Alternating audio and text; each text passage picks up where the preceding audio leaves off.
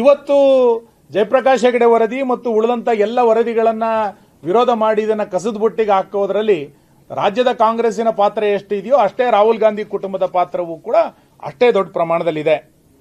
ಆ ಹಿನ್ನೆಲೆಯಲ್ಲಿ ಇದನ್ನ ದಿನದೂಡೋದ್ರಲ್ಲಿ ಅರ್ಥ ಇಲ್ಲ. ತಕ್ಷಣ ಇದನ್ನ ಒಂದು ಕಾಳಜಿ ಇದ್ರೆ, ಬದ್ಧತೆ ಇದ್ರೆ ಇದನ್ನ ಮಂಡನೆ ಮಾಡಿ ಇದನ್ನ ಸಾರ್ವಜನಿಕ ಚರ್ಚೆಗೆ ಇದನ್ನ ಬಿಡಬೇಕು ಅನ್ನುವಂತ ಆಗ್ರಹವನ್ನು ನಾನು ಮಾಡ್ತೇನೆ. ನಮಗೆ ಬಹಳ ಅಗತ್ಯವಾಗಿ 6 ಕೋಟಿ ಜನರನ್ನ ನೀವು ಸಮೀಕ್ಷೆ ಮಾಡಿದಿರಿ ಅಂತ ಹೇಳಿ ಪದೇ ಪದೇ ಅವರು ಹೇಳಿದ್ರು. ಎಷ್ಟು ಕುಟುಂಬಗಳನ್ನ ಸಮೀಕ್ಷೆ ಮಾಡಿದ್ದಾರೆ? ಆ ಸಮೀಕ್ಷೆನಲ್ಲಿ ಆರ್ಥಿಕ ಸಮೀಕ್ಷೆಗಳೇನಿದೆ, ಶೈಕ್ಷಣಿಕ ಸಮೀಕ್ಷೆನಲ್ಲಿ ಏನಿದೆ, ಸಾಮಾಜಿಕ ಸಮೀಕ್ಷೆ ಏನಿದೆ, ಇವೆಲ್ಲವೂ ಕೂಡ ಡೇಟಾ ಸಿಕ್ಕರೆ ಬಜೆಟಿನ ಅನುಷ್ಠಾನ ಕಾರ್ಯಕ್ರಮಗಳು, ಇಲಾಖೆಯ ಕಾರ್ಯಕ್ರಮಗಳನ್ನು ರೂಪಿಸಿಕೊಳ್ಳಲಿಕ್ಕೆ ಸಾಧ್ಯ ಆಗುತ್ತೆ. ಹಾಗಾಗಿ ಕಾಂಗ್ರೆಸ್ ತನ್ನ ನಿಲುವನ್ನು ಸ್ಪಷ್ಟ ಮಾಡಬೇಕು ಮತ್ತು ವಿಧಾನಸಭಾ ಅಧಿವೇಶನದಲ್ಲಿ ಇದನ್ನು ಮಂಡನೆ ಮಾಡಬೇಕು ಅಂತೇಳಿ ನಾನು ಮುಖ್ಯಮಂತ್ರಿಗಳನ್ನು ಆಗ್ರಹಿಸ್ತೇನೆ.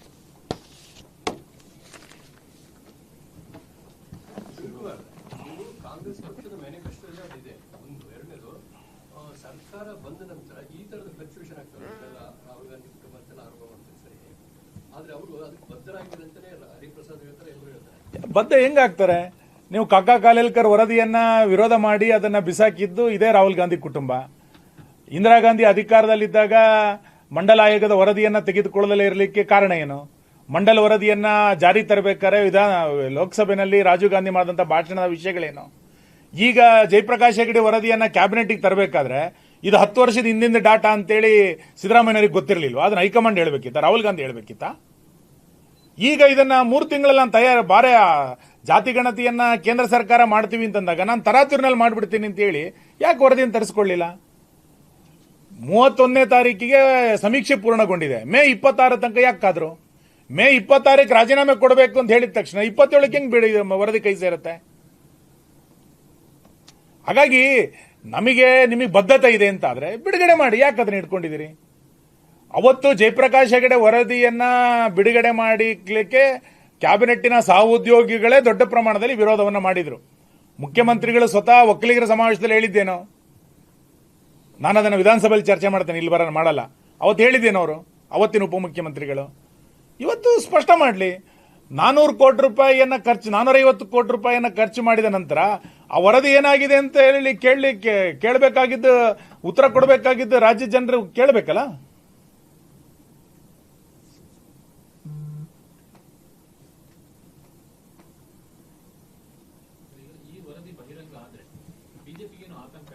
ಬಿಜೆಪಿಗೇನು ಆತಂಕ ಇಲ್ಲ. ಬಿಜೆಪಿ ಪ್ರಶ್ನೆ ಅಲ್ಲ ಇಲ್ಲಿ. ಹಿಂದುಳಿದ ವರ್ಗದ ಸಿದ್ದರಾಮಯ್ಯನವರು ನಾವೇನೋ ಹೇಳಿದ್ವಿ, ಜಾತಿ ಗಣತಿಯನ್ನ ಮಾಡಲಿಕ್ಕೆ ಹಕ್ಕು ರಾಜ್ಯ ಸರ್ಕಾರಕ್ಕಿಲ್ಲ, ಕೇಂದ್ರ ಸರ್ಕಾರಕ್ಕೆ ಮಾತ್ರ ಇರೋದು ಅಂತ ನಾವು ಹೇಳಿದಾಗ ಇದು ಜಾತಿ ಗಣತಿ ಅಲ್ಲ, ಇದು ಸೋಷಿಯಲ್ ಎಕನಾಮಿಕ್ ಸರ್ವೆ ಅಂತ ಹೇಳ್ತಾ ಇದ್ರು. ನೀವು ಸ್ಪಷ್ಟ ಮಾಡಿ ಅಲ್ಲ, ಎಷ್ಟು ಹಿಂದುಳಿದ ವರ್ಗದ ಜಾತಿಗಳಿಗೆ ನ್ಯಾಯ ಸಿಕ್ಕಿದೆ? 181 ಒಬಿಸಿ ಪಟ್ಟಿನಲ್ಲಿರುವಂತಹ ಜಾತಿಗಳಲ್ಲಿ ಎಷ್ಟು ಜಾತಿಗಳಿಗೆ ಸರ್ಕಾರಿ ಉದ್ಯೋಗಗಳು ಸಿಕ್ಕಿದೆ, ಎಷ್ಟು ಜನ ಉದ್ಯಮಿಗಳಿವೆ, ಇವೆಲ್ಲವೂ ಸಮೀಕ್ಷೆಯಲ್ಲಿ ಬಂದಿರಬೇಕಲ್ಲ. ಇದು ಬಹಿರಂಗ ಆದ್ರೆ ತಾನೇ ಸರ್ಕಾರದ ಕಾರ್ಯಕ್ರಮಗಳು ರೂಪುಗೊಳ್ಳಲಿಕ್ಕೆ ಸಾಧ್ಯ ಇದೆ. ಇದು ಯಾವುದು ಬಹಿರಂಗಗೊಳ್ಳಲಿಲ್ಲ, ಈ ಡೇಟಾನೇ ಇಲ್ಲ ಅಂತಂದ್ರೆ ಸರ್ಕಾರದ ಕಾರ್ಯಕ್ರಮಗಳು ರೂಪುಗೊಳ್ಳಲಿಕ್ಕೆ ಹೇಗೆ ಸಾಧ್ಯ ಇದೆ? ಭಾಷಣದಲ್ಲಿ ಒಬಿಸಿ, ಅಲ್ಲಿ ರಾಹುಲ್ ಗಾಂಧಿ ಅವರು ಒಬಿಸಿ ಅಂತ ಮಾತಾಡೋದು, ಇವರು ಅಹಿಂದ ಅಂತ ಮಾತಾಡೋದು. ಸಿಕ್ಕಿದ್ದೇನು ಅಹಿಂದಕ್ಕೆ ಅಂತ ಕೇಳಿದ್ರೆ ಅಹಿಂದಕ್ಕೆ ಏನೂ ಸಿಗ್ಲಿಲ್ಲ. ಬಿಡುಗಡೆ ಮಾಡಿ. ಜಯಪ್ರಕಾಶ್ ಹೆಗ್ಡೆ ವರದಿ ರಿಲೀಸ್ ಆದ ಸಂದರ್ಭದಲ್ಲಿ ಒಕ್ಕಲಿಗ ಸಮುದಾಯ ಮತ್ತು ಲಿಂಗಾಯತ ಸಮುದಾಯವನ್ನು ಅಪೋಸ್ ಮಾಡಿದ್ದಾರೆ ಪ್ರಬಲವಾಗಿ. ಅಂದ್ರೆ ಈಗ ವರದಿ ಸರಿಯಾಗಿ ಆಗಿದೆ ಅಂತ ನೀವು ಅನ್ಸುತ್ತಾ? ಮತ್ತೆ ಆ ಸಮುದಾಯಗಳ ಬಗ್ಗೆ ನಿಮ್ಮ ನಿಲುವೇನು? ವರದಿಯಲ್ಲಿ ಯಾವ ಜಾತಿಯವರ ಸಂಖ್ಯೆ ಎಷ್ಟಿದೆ ಅನ್ನೋದ್ರ ಬಗ್ಗೆ ನನ್ನ ಚರ್ಚೆ ಅಲ್ಲ. ಇದು ಶೈಕ್ಷಣಿಕ ಮತ್ತು ಆರ್ಥಿಕ ಸಮೀಕ್ಷೆ. ವರದಿ ಯಾವ ಜಾತಿನವರು ಎಷ್ಟು ಸಂಖ್ಯೆ ಇದ್ದಾರೆ ಎನ್ನುವಂತ ವರದಿ ಅಲ್ಲ ಇದು ಆರ್ಥಿಕ, ಶೈಕ್ಷಣಿಕ, ಸಾಮಾಜಿಕವಾದಂತಹ ಸಮೀಕ್ಷೆ. ಯಾವ್ಯಾವ ಜಾತಿನವರು ಯಾವ ಪರಿಸ್ಥಿತಿಯಲ್ಲಿ ಇದ್ದಾರೆ ಎನ್ನುವಂಥದ್ದು ಈ ವರದಿನಲ್ಲಿ ಇರುವಂತದ್ದು. ಆ ಡೇಟಾ ಇವತ್ತು ನಮಗೆ ಬೇಕಾಗಿದೆ. ಮತ್ತು ಯಾವುದೋ ಜಾತಿಯ ಸಂಖ್ಯೆಗಳು ಏರುಪೇರಾಗಿದೆ ಎನ್ನುವ ಕಾರಣಕ್ಕೆ ಅವರು ಅದನ್ನು ವಿರೋಧ ಮಾಡಿರ್ಬೋದು. ನಾವು ಅದನ್ನು ಬಹಳ ಸ್ಪಷ್ಟ ಮಾಡಿದ್ವಿ. ಇದನ್ನ ಸಮೀಕ್ಷೆಯನ್ನು ಸರಿಯಾಗಿ ಮಾಡಿ ಅಂತಲೂ ಕೂಡ ಹೇಳಿತ್ತು. ನೀವು ವರದಿನಲ್ಲಿ ನಾನು ಅದನ್ನೇ ಹೇಳಿದ್ದು, ಜಸ್ಟಿಸ್ ನಾಗಮೋಹನ್ ದಾಸ್ ವರದಿ ಮೀಸಲು ವರ್ಗೀಕರಣದ ಮಾಡಿದಾಗ ಅವ್ರು ರೇಷೆ ಏನು ಕೊಟ್ಟಿದ್ರು?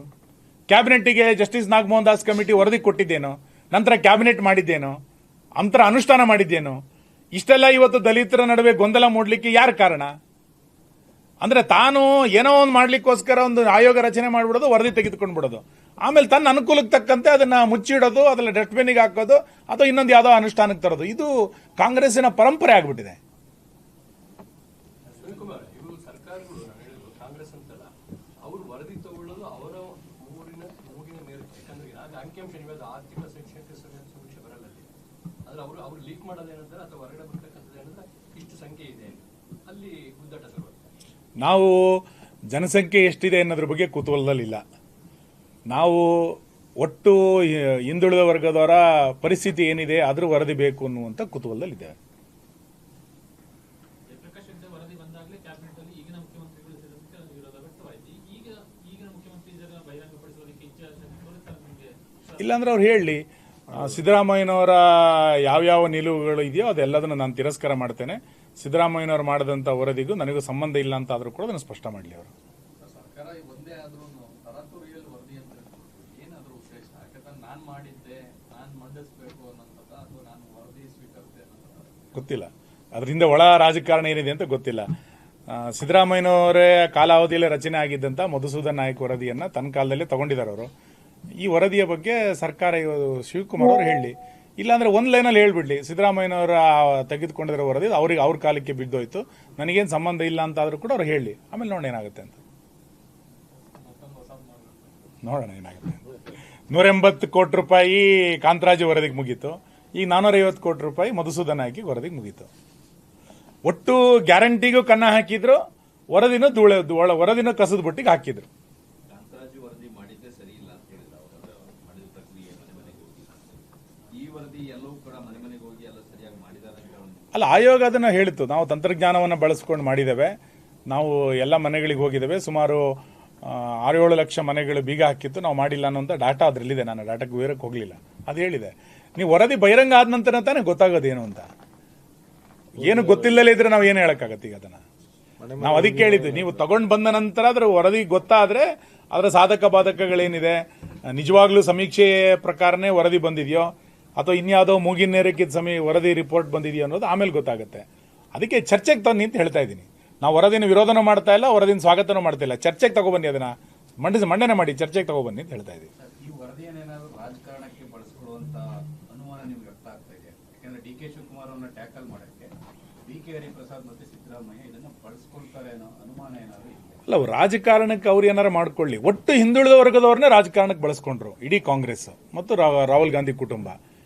ಹಿಂದುಳಿದ ವರ್ಗದವ್ರನ್ನ ಪದೇ ಪದೇ ರಾಜಕಾರಣಕ್ಕೆ ಬಳಸ್ಕೊಂಡು ದುರುಪಯೋಗ ಮಾಡಿಕೊಂಡ್ರು. ಅದ್ರ ಪರಿಣಾಮವಾಗಿ ಈ ಪರಿಸ್ಥಿತಿ ಇವತ್ತು. ನಿಮ್ಮ ಪಕ್ಷದಲ್ಲಿ ಹಂಗೆ ಆಗಿಲ್ಲ ಅನ್ಸುತ್ತೆ ನಿಮಗೆ? ನಮಗೇನಲ್ಲ ಕೂತಿಲ್ಲ, ಇಲ್ಲ ನಾವೆಲ್ಲ ಈಗ ಅಲ್ಲ, ಅಲ್ಲಿ BK ಹರಿಪ್ರಸಾದ್ ಕೂತಿರ್ಲಿ, ಏನಿದೆ, ಏನು ಸಿಕ್ಕಿದೆ? BK ಹರಿಪ್ರಸಾದ್ ಇದ್ದಾರೆ. ಹಿಂದುಳಿದ ವರ್ಗದವರ ಒಬ್ಬ ಮುಖ್ಯಮಂತ್ರಿನ ರಾಜೀನಾಮೆ ಕೊಡಿಸಿ ಕೂತ್ಕೊಂಡು ಏನು ಪ್ರಯೋಜನ? ಇರ್ಲಿಲ್ಲ, ಅವ್ರ ಪಾರ್ಟಿ ವಿಷಯ ನಾವು ಚರ್ಚೆ ಮಾಡಲ್ಲ. Thank you. ಲಿಂಕ್ ಆಗಿ ಹಿಂದುಳಿದ ವರ್ಗದವರು ಏನಾದ್ರು ವಿರೋಧ ಪಕ್ಷದ ನಾಯಕ ಸ್ಥಾನಕ್ಕೆ ಈ ಪಾರ್ಟಿ ಬಿಜೆಪಿ ವಿರೋಧ ಪಕ್ಷದ ನಾಯಕರಾಗ್ತಾರೆ, ಆಗಿದ್ದಾರೆ. ಅದಕ್ಕೆ ಅದು ಜಾತಿ ಆಧಾರದಲ್ಲಿ ಏನು ಮಾಡಿಲ್ಲ, ನಾವು ಮಾಡೋದು ಇಲ್ಲ, ಮಾಡಲ್ವಾ? ಮಾಡಲ್ಲ.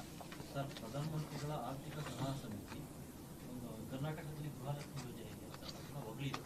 ಏನ್ ಹೇಳ್ತೀವಿ? ಗೊತ್ತಿಲ್ಲ, ವರದಿ ನೋಡಿಲ್ಲ. ಮಾಡ್ತಾ ಇದ್ದೀವಿ ರಾಜ್ಯದಲ್ಲಿ. ನಾವೆಲ್ಲಿ ಮಾಡಿದಿರಿ ನೋಡ್ರಿ, ನೋಡಿ ಇಲ್ಲಿ ಬಹಳ ಸ್ಪಷ್ಟ ಇದೆ, ಬಹಳ ಸ್ಪಷ್ಟ. ಇವತ್ತು ನಾನು ಕ್ಲಿಯರ್ ಮಾಡ್ತೀನಿ. ಗ್ಯಾರಂಟಿ ಯೋಜನೆಗಳನ್ನ ನಾವು ವಿರೋಧ ಮಾಡಲಿಲ್ಲ. ಗ್ಯಾರಂಟಿ ಯೋಜನೆಗಳನ್ನ ಅವೈಜ್ಞಾನಿಕವಾಗಿ ಜಾರಿಗೆ ತರ್ತಾ ಇದ್ದೀರಿ. ಇದರ ಪರಿಣಾಮವಾಗಿ ಆರ್ಥಿಕವಾಗಿ ಪರಿಸ್ಥಿತಿ ದುಸ್ಥಿತಿಯಲ್ಲಿದೆ ಅಂತ ಹೇಳ್ತಾ ಇರೋದು. ಈಗ 2ನೇ ಬಾರಿ ಗ್ಯಾರಂಟಿ ಯೋಜನೆಗಳಿಗೆ ನಮ್ದು ಪ್ರಧಾನಮಂತ್ರಿಗಳು PC ಮೋನಿಲೇ ಇದ್ದಾರೆ. ಪ್ರಧಾನಮಂತ್ರಿಗಳ ಕಿಸಾನ್ ಸಮ್ಮಾನ್ ಯೋಜನೆ ಇದೆ. ಆ ಡೇಟಿಗೆ ಕರೆಕ್ಟಾಗಿ ಅಕೌಂಟಿಗೆ ದುಡ್ಡು ಬರುತ್ತಾ ಇಲ್ಲ? 4,000 ರೂಪಾಯಿ ವರ್ಷದಲ್ಲಿ 2 ಸಾರಿ ಕರೆಕ್ಟ್ ಆ ಡೇಟಿಗೆ ಹಾಕ್ತಾರೆ. ಗೃಹಲಕ್ಷ್ಮಿ ಎಲ್ಲಿ ಹಾಕಿದ್ದಾರೆ ಡೇಟಿಗೆ ಕರೆಕ್ಟಾಗಿ? ನಾವು ಅದನ್ನ ಹೇಳಿದ್ವಿ, ಗೃಹಲಕ್ಷ್ಮಿ ಅಲ್ಲ, ಇದು ಚುನಾವಣಾ ಲಕ್ಷ್ಮಿ ಅಂತ. ಈಗ ಮತ್ತೊಂದು ಅರ್ಜಿ ಕೊಡಬೇಕು ಅಂತ ಹೇಳ್ತಿದ್ದಾರೆ. ಏನರ್ಥ? ನಿಮಗೆ ನಿಮ್ಮ ದುರುಪಯೋಗ ಇಷ್ಟು ಪ್ರಮಾಣದಲ್ಲಿ ಆಗ್ತಾ ಇದೆ ಅಂತ ಗೊತ್ತಿದ್ರು ಕೂಡ 3 ವರ್ಷ ಬೇಕಾಯ್ತಾ ಇದನ್ನ ಹುಡುಕ್ಲಿಕ್ಕೆ? ಹಾಗಾದ್ರೆ ಸಮಿತಿ ಏನ್ ಮಾಡಿತ್ತು? ನಾನು ಇದು ವಿಷಯಾಂತರ ಆಗುತ್ತೆ, ಅದನ್ನು ಹೋಗಲ್ಲ ಈಗ.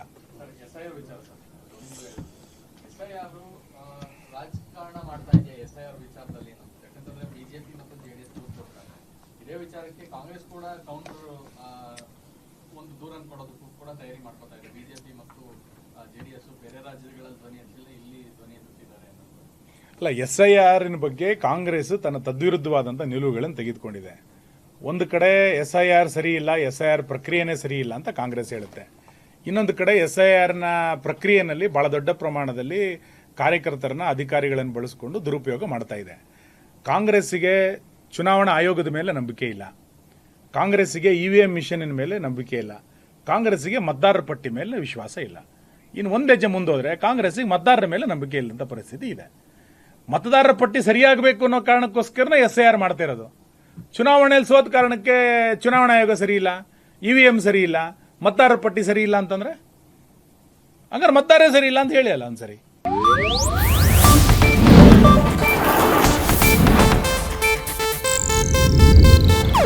ಇದು ಏಷ್ಯಾನೆಟ್ ನ್ಯೂಸ್ ನೆಟ್ವರ್ಕ್ ಪ್ರಸ್ತುತಿ.